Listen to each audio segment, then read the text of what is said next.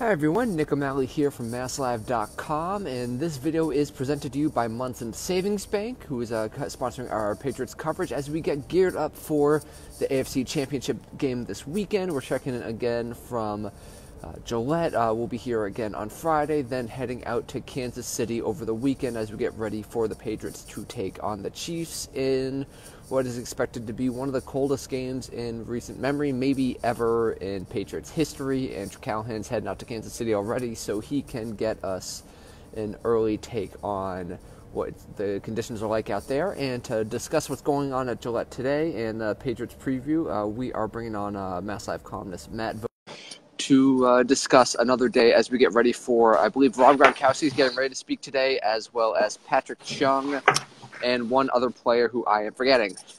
How's it going, Matt? Hey, Nick. Is that better? Yes. All right.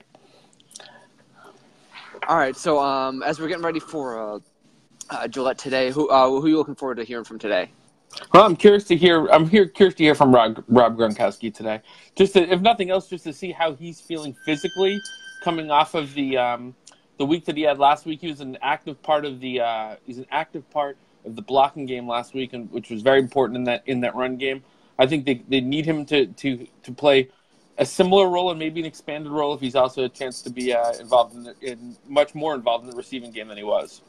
Yeah, this is something we discussed yesterday, but Rob Gronkowski's impact or potential impact this weekend is going to be a big factor, considering how little a factor he's been in the passing game in recent weeks. The last time we saw him have a really big game was against the Chiefs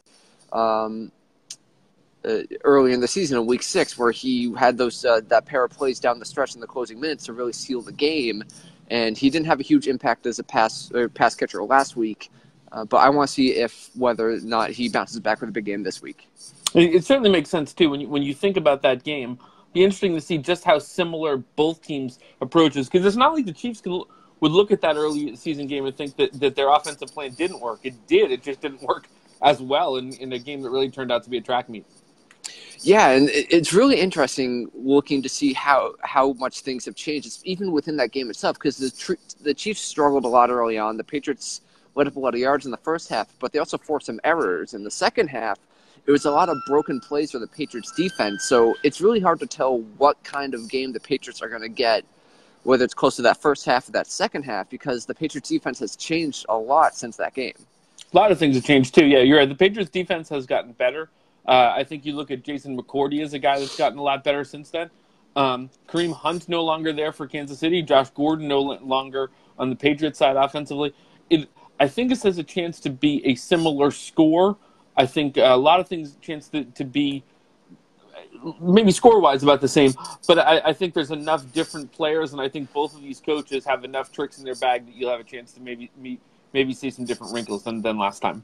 The big story this week has been the cold and how cold it's going to be in Kansas City. But, Matt, you had a story going up this morning about asking offensive linemen about whether or not they'll be wearing sleeves on Sunday. Can you tell us a little bit about what you saw from the locker room in that? Yeah, I was just looking for it was kind of a fun thing to just see those guys talk about sort of the ethos that goes with that not wearing the sleeves, the toughness factor.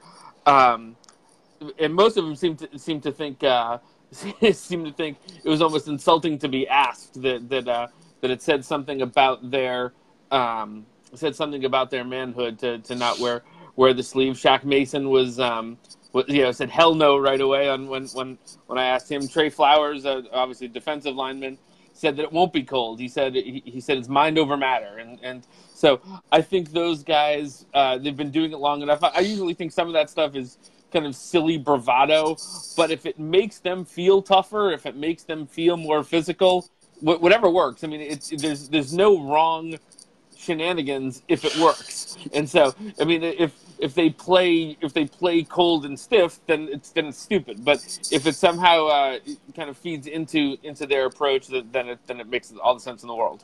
Yeah, at the podium, I asked David Andrews if he was going to be wearing sleeves. Right. He said he's never worn sleeves a day in his life. He was wearing a long sleeve shirt while he said that, so I'm going to go ahead and assume that he was talking about game days in particular. And then I asked him, even if it's one out, guns out. He did not seem to like the joke, and even though it was, in fact, a great joke, and Your humor is unappreciated. Your humor is unappreciated. I am unappreciated in my time, and David Andrews is. I do not appreciate his sense of humor, although he is very much in game mode and probably very tired of being asked about the cold. It's possible that his sense of humor is falls off a little bit when he's dealing with frostbite, which he could very well be from going sleeveless in this scenario. I too was amused by, after having a conversation with Dietrich Wise about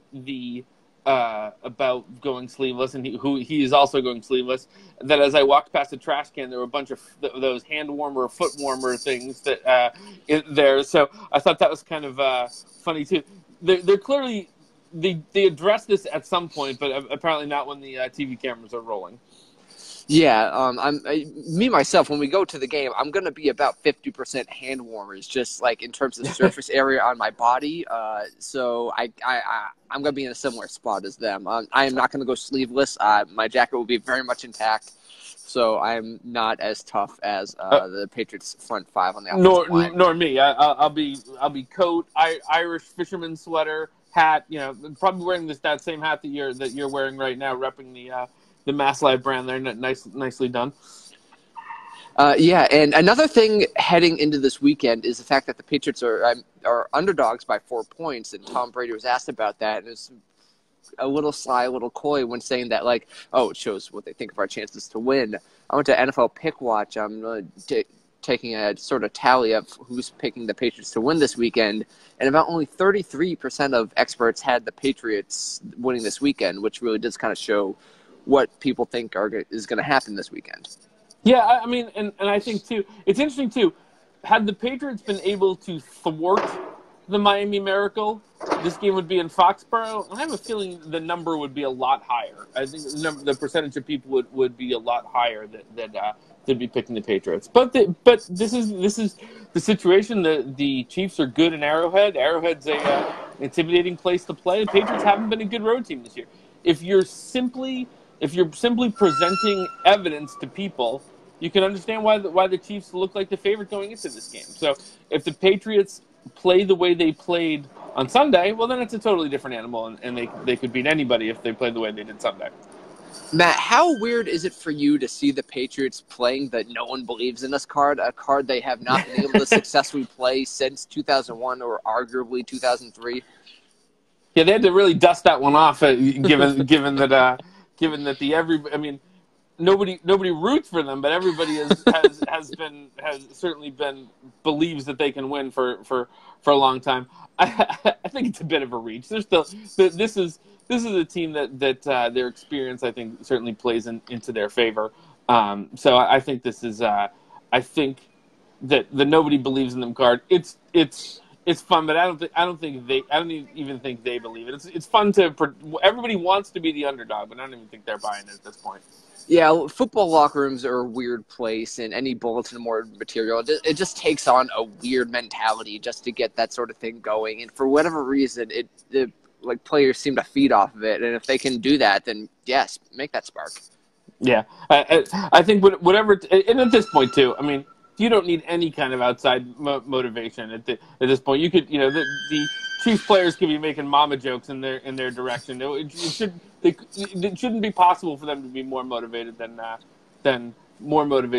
they are going in. Our boy Lewis had a question about Rob Gronkowski playing against the Chargers. He had that great catch, the 25-yard catch, but that was against a defense that had about 7 DBs on the field at all times. It's not a great situation to use a tight end in the passing game, but it was a great spot to use him as a blocker, and he was great as a blocker. He got a lot of praise in that, and I think he showed that one dimension of his game. I think this could be a chance for him to show once again that he's a dominant pass catcher again against the Chiefs this weekend.